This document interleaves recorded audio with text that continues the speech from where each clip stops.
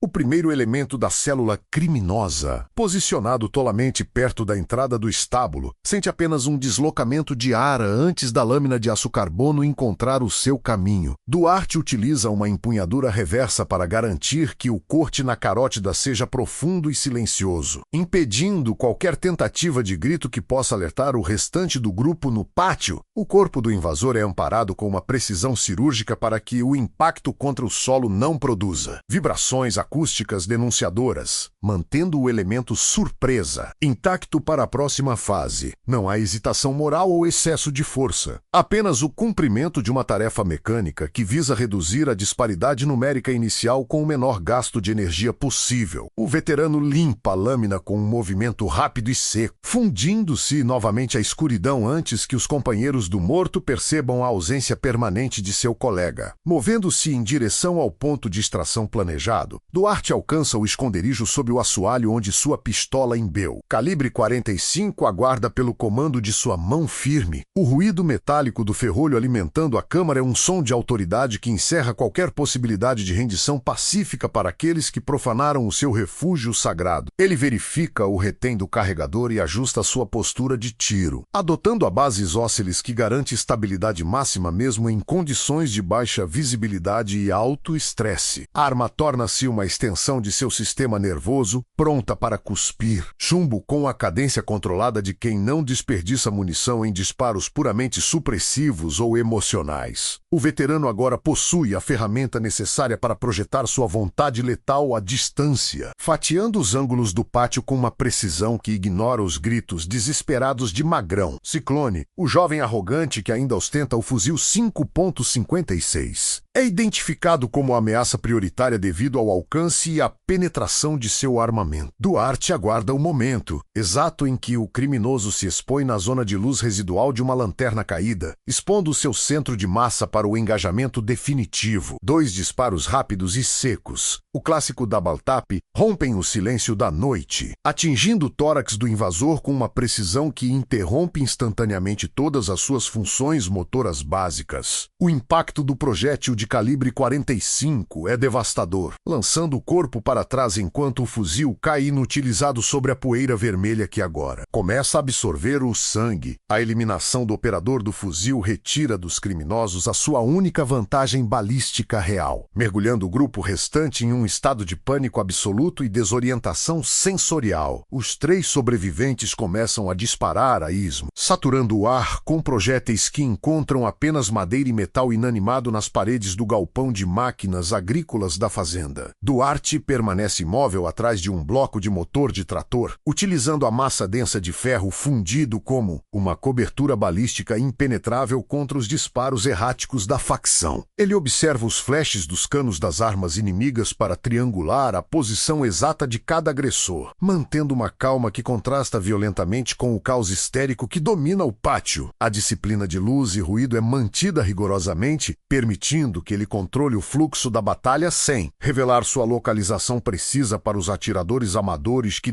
desperdiçam munição preciosa. O veterano sabe que o medo é um multiplicador de erros, e ele aguarda pacientemente que a munição dos invasores se esgote para realizar a próxima manobra de aproximação letal. Aproveitando o intervalo necessário para a troca de carregadores de 2 criminosos, Duarte avança lateralmente, utilizando o ângulo morto criado pela sombra de um caminhão de grãos estacionado. Ele neutraliza o terceiro agressor com um único disparo de precisão na base do crânio, uma execução tática que encerra a ameaça de forma instantânea e definitiva. Sob o olhar horrorizado do quarto comparsa, o veterano não se permite distrações emocionais, mantendo o cano da pistola alinhado com o próximo vetor de movimento identificado em sua varredura visual constante do cenário de combate. O quarto homem tenta recuar em direção à mata, mas é atingido na região pélvica, o que o faz desabar no solo enquanto grita por um socorro que jamais virá naquela vastidão. A geometria do confronto foi reduzida agora a um único alvo móvel, Magrão,